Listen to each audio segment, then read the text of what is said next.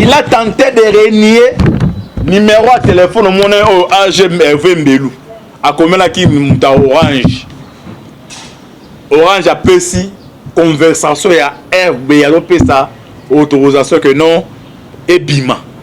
Parce que Beyande Zainet Nzambe. Deuxième Katumba moi qui a sécurité. Tout le bateau. Bonjour, bonsoir, na bandignon sur la voix céleste. Mbote nabino, mbote bozali, et belé. Partout dans le monde. Vous avez Rolanda Bisso par la 20h90 dans les États-Unis. Na pesi bino so mbote, bonte, belé. Tout en Europe, en Suède. Mama Fatou, Bota Mobimba, Mbote. Maman prophétesse Lukaou Moussal Nanjambe na Suisse. Mbote Siwa Mbanja Mwamaki na Belgique. Vous en Asie, Océanie, en Afrique. Sans oublier en République démocratique du Congo. C'est toujours votre humble serviteur Moïse Maoka Antibal de Miso Bolingaka. Tolobate Otomesana Kopé Sabine ba information. Bah, actualité politique. Il y a RDC Boye Batozali Wapi Tozo Kende Wapi Tokosuka Wapi Ndenge na promettre bino dossier à coup de thèse na étape na episa bino chaque fois où les informations antibala ko sangisango na ko hésiter te ko ya ko partager na biso na bino. Oui, bah, situation est wapi. Vous avez première partie, vous avez deuxième partie, vous avez troisième partie, les lots, nae awa. Pour nous partager nos quatrième partie à dossier à coup d'état. To commune à niveau ni. Bandeko baza ko benga o baza ko koma pour nous retourner na ba partie. Ceux qui au côté la voix céleste, j'espère que l'émission dans sali ngai moko première partie zali, deuxième partie zali, troisième partie dans les lots on a pour nous repérer Sabino. Quatrième partie. Merci Andeko, c'est ma caméra. John Maboki Bende. Ndeko Alvin Béalé, Sir Naturel. Cécile Mboko, la fille maman de Massiara, Ndetoloba toujours. Lola les ako futa simatoko loba. Nzamba botoro joyeux wapi. Na profité pe ko pesa. Na famille ya Mitoile. Mes condoléances au perda ki maman nae. Ko ekubima vendredi ba otu balanda kala voix céleste parmi ba invité de marque Antibal moko abungisi maman na faire pas na bino pe kozala bien donc ko ekubima recueillement et rosalema le jeudi mais sorti encore en enterrement ezali vendredi sans plus tarder to continue na quatrième partie.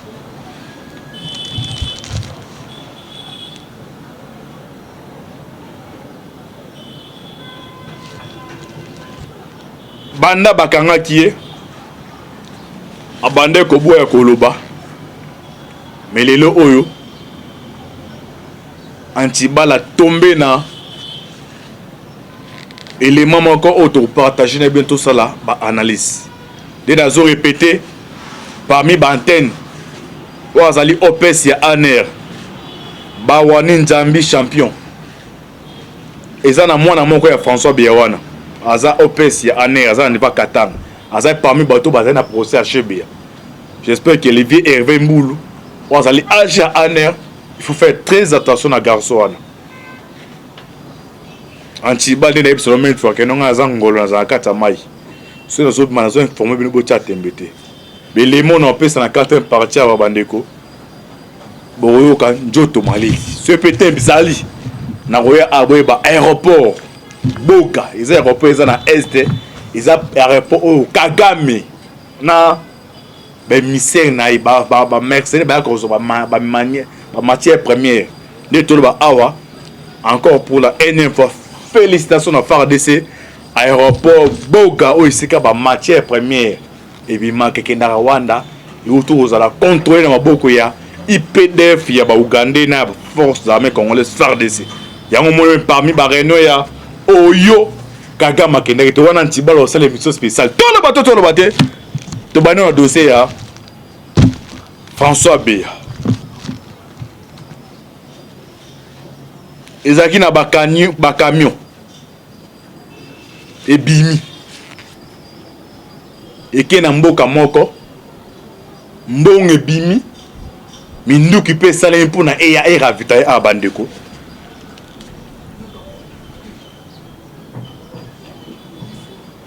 boye ba antibala flashe boye alinga lobani na répété eza na bakamion emaki ba matière première ebimaki eke na mboka mobwe eke kozwa baminduki eoka bakeno dossier à coup de top et n'est touché qui n'est RDC eza sécurité comme émission ça tout le bateau tout nous ozabino to mais la profondeur ya masolo boye ba situation ya mboka ndenge ezaleli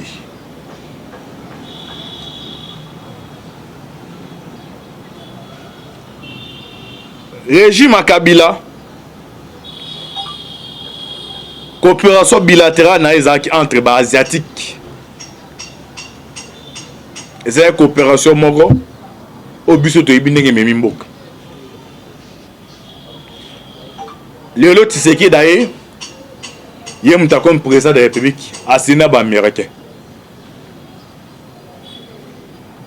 na ebisaka bino made fois na coopération bilatérale ou esalemi entre la République démocratique du Congo et les États-Unis d'Amérique. Et ça, la condition est makawana. Bateau basa la communication.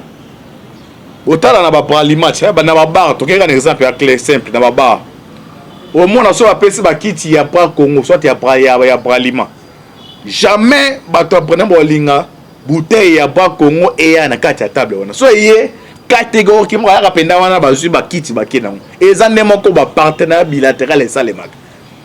Na mondo yo tozana bato bazala droit de veto bazala makasi na mokili.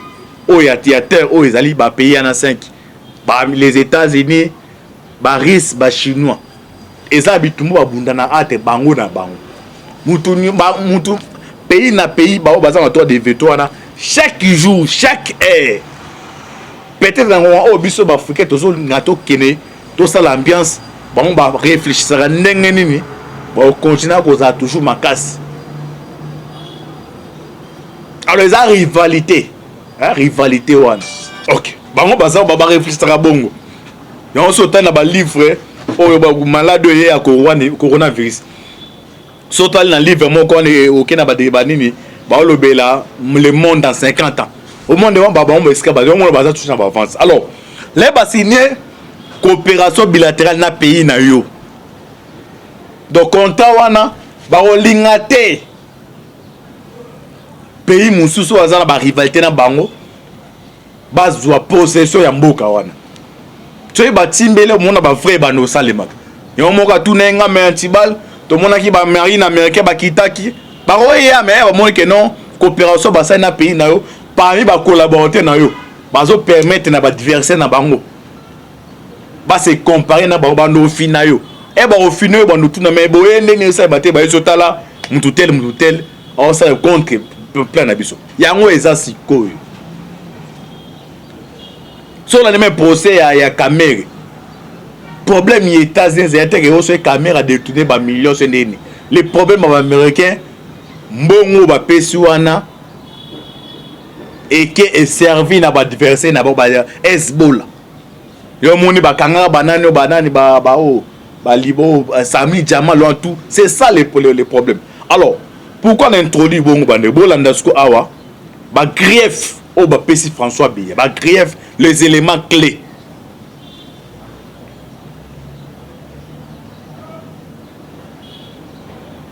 et là comment permettre Kabund Tshisekedi à Sanjae parce que il y a zo bunda pour influence ba américain ba pour la coopération ezala avancer peu dans monde sur le plan militaire bazan avance ya makambwana mais à ces informations que non les pires de collaborateurs na niveau parti à ça coopérer na ba chinois yango no c'est du magishita Kabund même odo na bana babengo na latin ou dit operandi et c'est répété à bon na ba greffe ya François Beya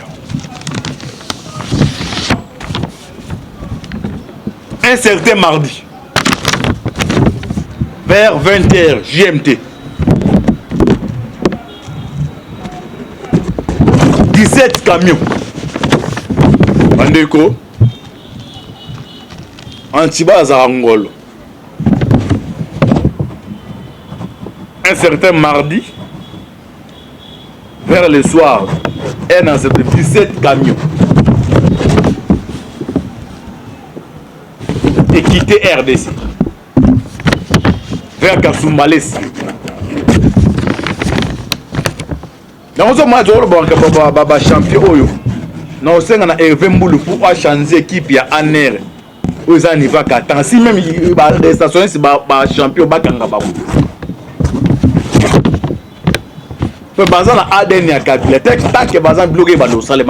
Il faut les arrêter. Champion à Qatar. 17 camions.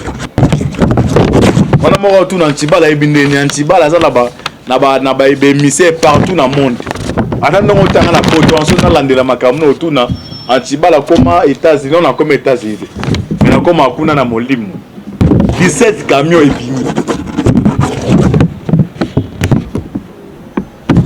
Monta pesi autorisation. Bakame bima François Pays. Il a tenté de renier numéro de téléphone au monnaie au AGMV Mbelou. A combien là qui monta Orange. Orange a pesi conversation ya RB ya l'opesa autorisation que non et bima. Parce que BND est Nzambe. Deuxième Katumba moi qui a sécurité. Tout le bateau. Il a donné l'ordre à 17 camions sanimi et bima.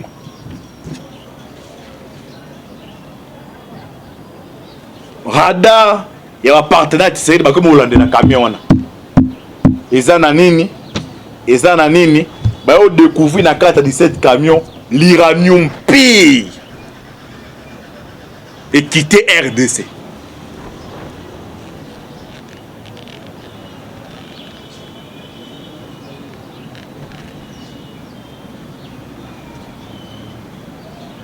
Au monde na bambo que c'est les États-Unis wana. Bazan na bureau d'études o balandelaka ba arme ba diversion ba sali. Par exemple, na 2022, par exemple, Russie a sali arme comme on Satan 3 avec Satan 4. Bon banda Hollande à Satan 4 on est semi na matière nini. Batali matière wana. Bandi Hollande la provenance ya pays et outil yango. Parce que na carte Russie MC azana uranium te.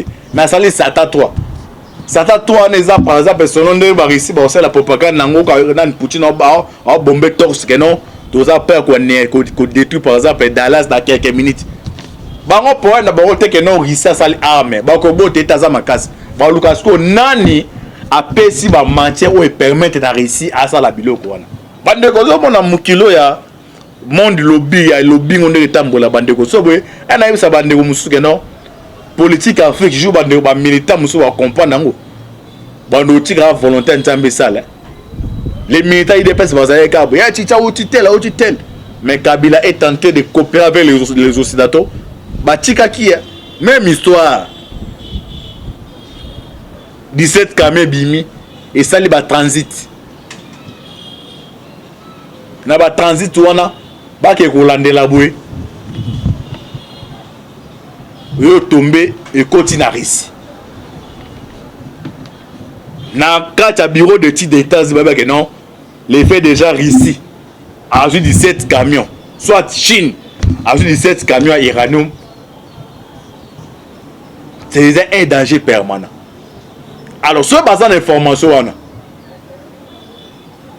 jamais bon pas ce qui dit Moni Fati béton routine na sur inte ça la guerre bon hors des pays ça m'a into batinda bo freiner na kuna mambia c'est donc toujours vivre dans politique aux et ça monde d'intérêt bon bah signer coopération na bino ça c'est moi si c'est na mbande bazar donc dès que yo mbalo aux informations que non bah moi ça va signaler que non et bien soit selon bah vérification non bah information que non moi sinon moi pas mon bali tel ceux qui jouent à nos pays ça là aux en colère non au la retourner ma question de yo to vivre na yo et ça n'est monde ma soleil beta bande mais ndeni na yo ki boué ce jour on peut ça 10 dollars ben 10 000 faut peut c'était muso bana bon à transporter parce que moi ça na ngai ba mais mon balo à Lucas ça arrête ndenge c'est passé ils ont informé Tshisekedi que non na ba heure na ba date mais selon autorisation ya conseil spécial en matière de sécurité.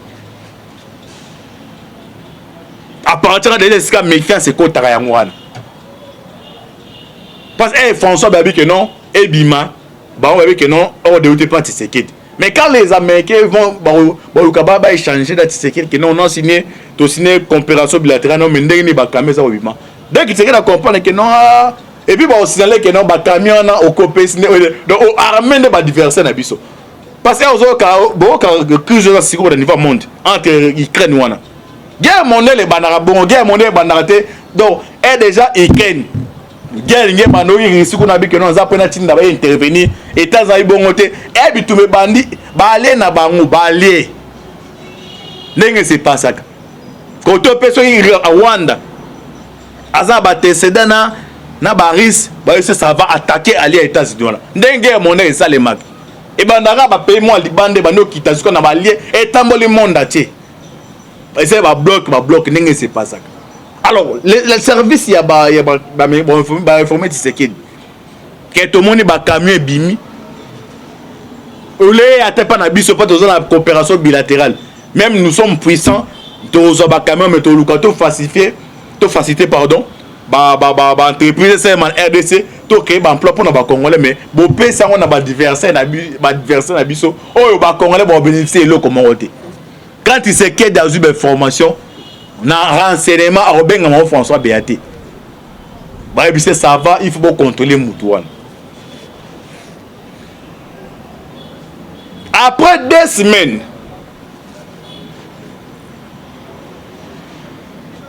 après avoir dit qu'il y a des informations fiables, que non, ils ont un camion bimi et qu'il y a ici. Après 2 semaines, il faut découvrir qu'il y a 3 comptes. Il y a 3 comptes, il y a François Biya.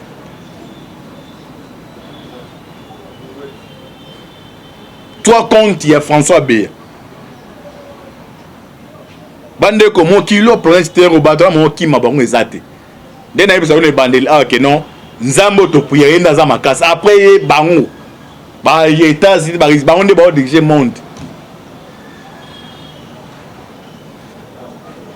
Tu as un département sur le trésor américain, sur des choses comme 1 million de dollars dans la banque. Bah on va y back. Attendez un hasard dans cette émission. Jour où on a autorisé 1 million dans la banque à travers les États-Unis, on va bâtir dans la liste. Ce que les balles dans ma caméra, bah y que non, mais c'est qui gagne et si tel. Donc c'est ça qu'il faut pour pas comme on a niveau là.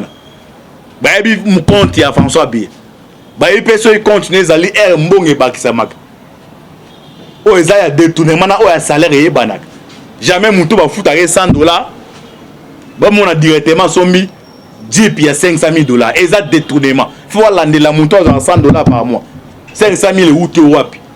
Là, on va tout monsieur, on va partir à Bongo.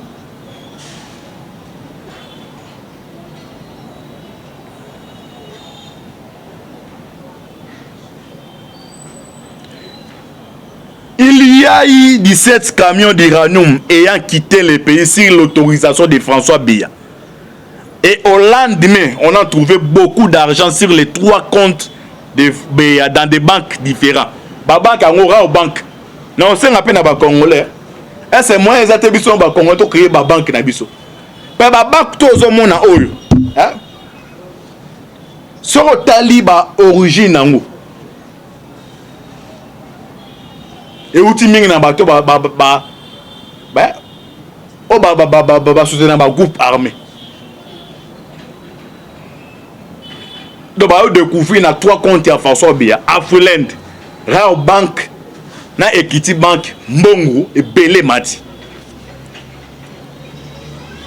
On était sous Kawana et siga danger zali yango. Parce que tali François Biya dossier na Jama Kabund et qui ndenge quoi Tshisekedi a dépêché qui va chasser influence il y a ba chinois na Katanga mais Kabunda quand il a négocié na bango. Je me suis lancé une émission spéciale il y a ba matière première. Ba biloko ba champion au Kabasala. Na Lubumbashi. Hein so boy battre Lubumbashi par jour. 1300 camions il y a ba matière première bimak. 1300 camions. On a 1300 camions, on a un pointé, bateau bateau m'a pointé. Camion tel binibu, Azan doit $50 par camion. Jama Kabunda Yemoko durant 3 ans oyo Azan bande kozwa par camion $500 par camion. Alors imaginez chaque jour au Katanga là 1300 camions bimaka. Yozo mona baka tumbio bo mona wa ba ya kia ba comme na mbongo. Isha seza eloko morote. Jour non ça l'émission spéciale. Et non c'est un champion on a ba écarté bango to ebi na mi ebi na lo. Donc ana Lubumbashi par jour au Katanga. Ba gouverneur qui a boula ba bloko. Donc par jour 1300 camions bimaka. Et 4h21 et puis c'est qui est 4h21 ba machine ba kangami. O et très loin siko moins contrôler ça les misate. Alors Kabound gagner $500 par camion.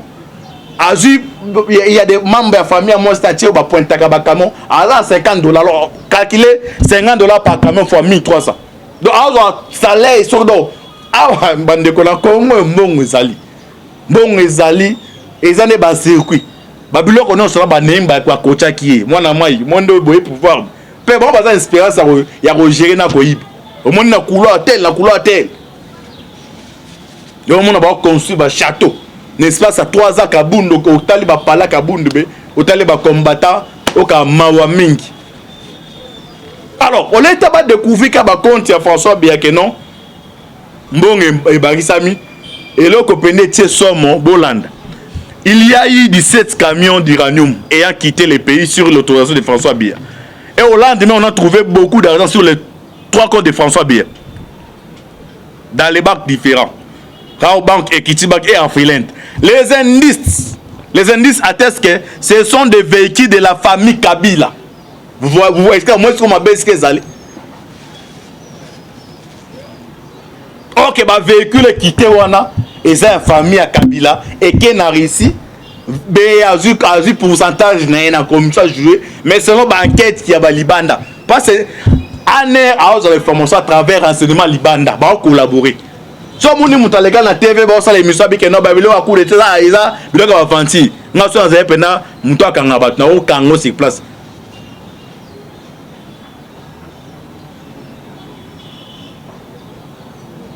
bo bi tiene balongo le couvre-feu ba musu ba o sepela mbete mesure ba zuro le quand même couvre-feu wana mo ka tuna ntiba lobinini na binga la zango za kata mai et non frère bino moni yo zo sepela couvre-feu lo mwe peut-être mesure ba appliquer sikoyo pa yo la mukana tongo zo boule non c'est ça normal mesure ba ota sikoyo est dangereux ko le kana couvre-feu ndenge zalaki wa e bi renseignement wa ba mom na oloba. Donc, bah, découvrir bah camion bimi et la famille à Kabila et qui kuna suite fait ce qui n'est ok François Beya ce qui c'est qui d'écouter na ba lobbying 50e fois François Beya ta 48e fois azali na kati ba rencontre wana mais alors très traîné wana.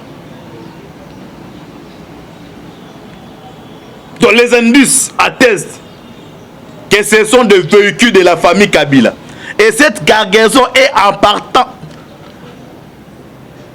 pour la Russie. Les services de renseignement, à partir de la Russie, signalent qu'il y a un lot d'armes. Donc, à armes iranium et Kéhi. Donc, c'est opération ça m'a bandeko. N'a expliqué bandeko ba comprendre. Donc, ba bazu iranium.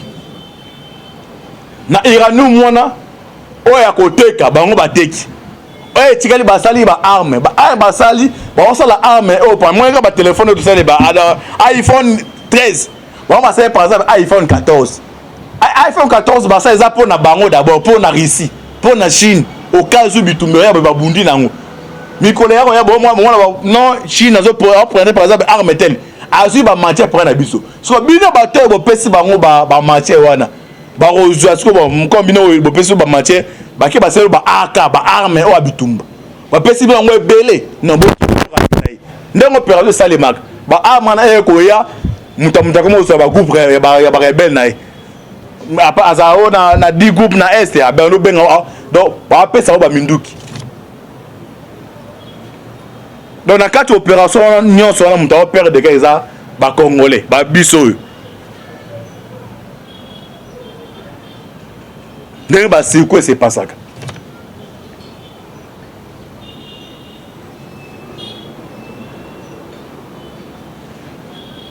bandeko balandi RFI lo na tongo parce que olamu faut landa information citoyen pendo aza moto olamu ki ato ki par politique te des politiques peut so boy ko kiper donc yemo so kiper na yo au senti pena dollar 10 dollars comme 50 000 autour na penda mboka eza mabe so ba tout so pas ba muso za na ngabelo a politique na kiparate politique so kiper na yo au pesa madame par exemple 15 000 be 10 000 au pesa penda ba biso na so mika loso et retour non faux dans la mboka politique ya ngwana ozana ka na yo kipa politique te ba gouverneur wana o aza espère ko ya ko lia mbongo a rotika ba bulu na nzela au côté pena otamboli par exemple je le 2 jours kamene ozi en pas de mon donc yo si tu es fort aux occupés mutu mo batenga la kipa politique te so boy yango so occupé na o mamba dola mamba nini bu parce que ba tonga te ba mabulu ezala nzela mbula so ebeti so za le camion na to kipa politique te e ko bebiselo ko na donc oza if to faut obligé ya ko landela bato ba diriger pour ba diriger malabu c'est ba la diriger te o sanctionner bango mission si ya citoyen non c'est ça ya mwana ezanga te ke donga za na parti politique non eza ndenge masole eza ko se passer et comme ce que va tourner bosaki opération na banani to landa RFI alelo bandeko pa RFI banda makambo bandi nana lobela on te me landa RFI lobo landa bandeko landa commentaire ya penser à ligodi attends ngobwe après ko ta dossier à Rwanda RFI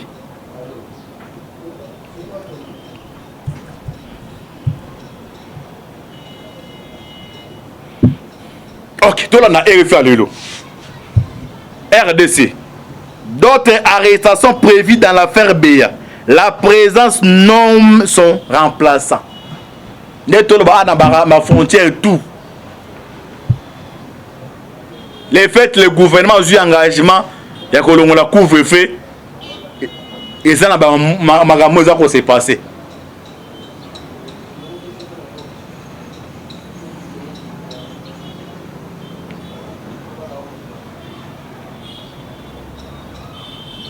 peut-être yo se plaque non ba longo couvre 23h mais na ngwana za ngwa o chika to tambola akanga batu mabe yo sko nana na ouais to le bateau ça me doit comprendre nga yo ambiance on se pela ba longo le couvre-feu mais même les 20 23 ans oyo hors de pesa na JR na biso o eza ngolo ando tambola na ndimite ke non yo kenda ka ambiance mo pe ke no 23h mourande na Kinshasa partout et ça so o no zo ngata 20h na ndoko zo nga 18h mam naza koloba na we bati naza koloba akanga neote mais dispositif ando tia na buto yo na mam naza koloba yo comprendre ke non fait ba zo za ku fe fonga ça le bateau ba otamu la buto les années militarisé ils ont ma sécurité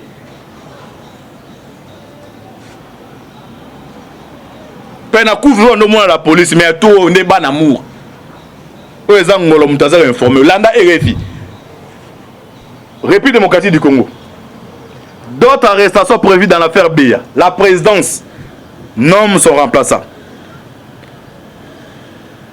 le 10 février 2022 François Béa, conseiller spécial de sécurité en matière de sécurité, est toujours détenu dans un local de l'Agence nationale de renseignement ANR à Kinshasa.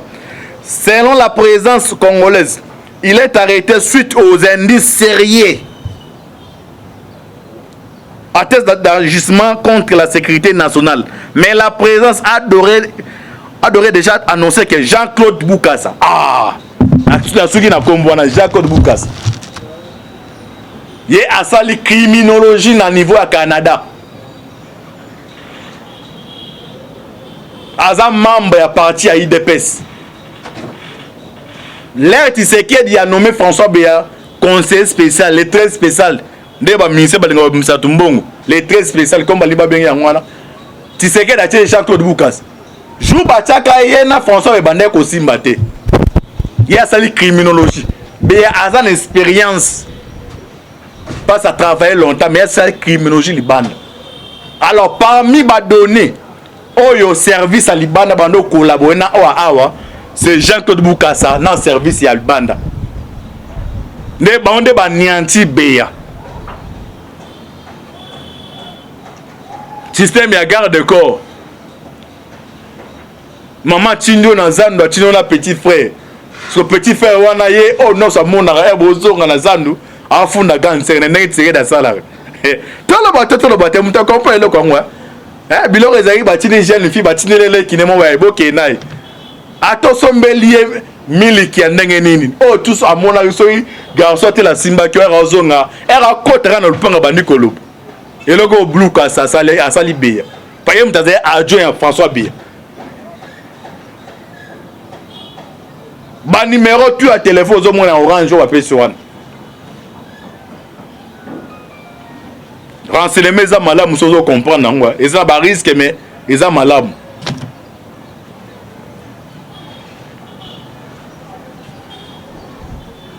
Ba kombo eza belé. O déjà ba service baza na ba musu ba obimaraté. Ba musu ba on ba miyebi de ngane na za na okitaka RDC sikote. Na 2023 personne en 2025. C'est pas ma pour na me osale maka. Yé pas osala candidaté.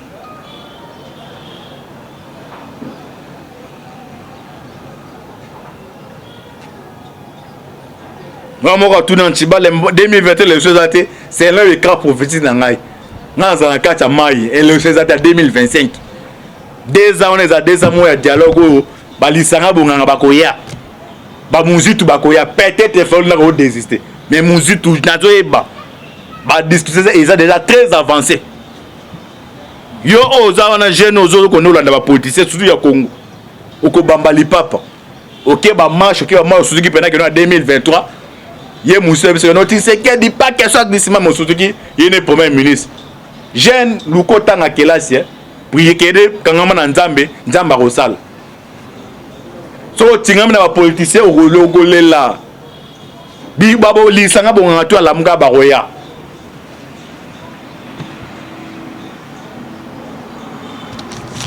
Aéroport Boga tombé dans Boka IPDF na FARDC eza aéroport est-ce que ba matière pour ba yomoni Kagama komi biloba loba tuba au fonani franco loba tuba benani Kagama komi tuba na oya awa na sel émission spéciale boy ba ndenge ni aéroport ya Boga IPDF na FARDC ba récupérer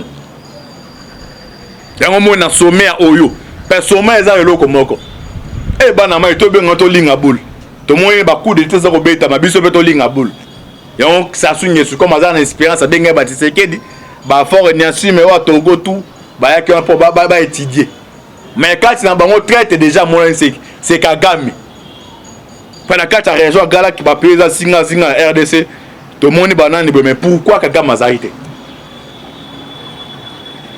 merci na mapinga na biso affaire RDC merci na unité à JR Christian Chiwewe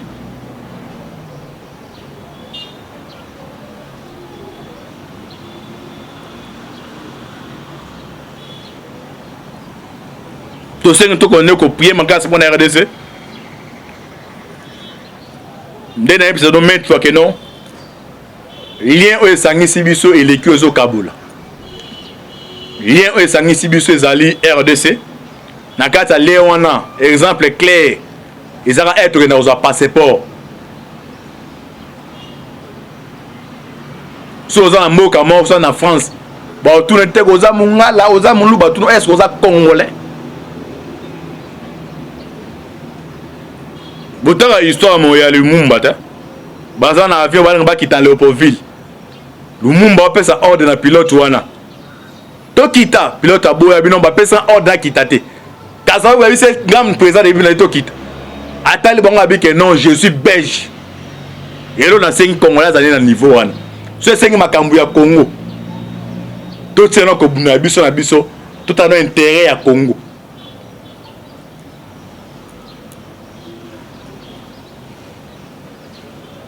Tshisekedi eza parfait, mais un peu aux yeux, on a répété maintes fois.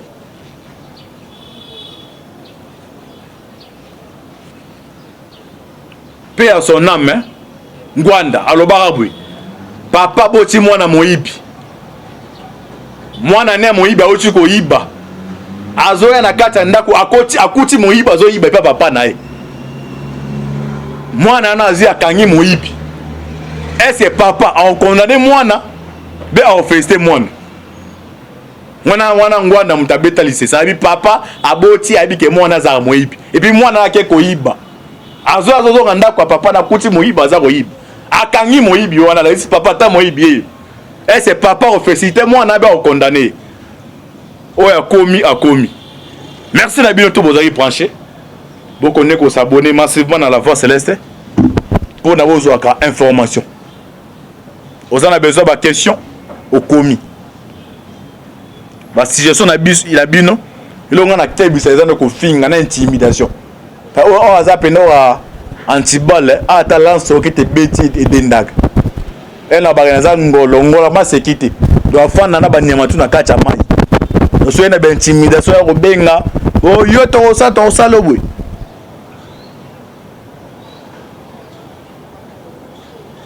Et là, vous m'aurez zaté. Vous vous abonnez massivement. Merci de quoi c'est ma caméra. John Maboke Bende. D'accord, c'est notre quatrième partie. Il y a dossier à coup d'état. À chaque fois, information aux Anaoya Kara Awa pour donner un point bino. Nzamba Pambola Bino. C'était toujours votre humble serviteur. Moïse Maoka Antibal. Affaire à suivre. Ciao.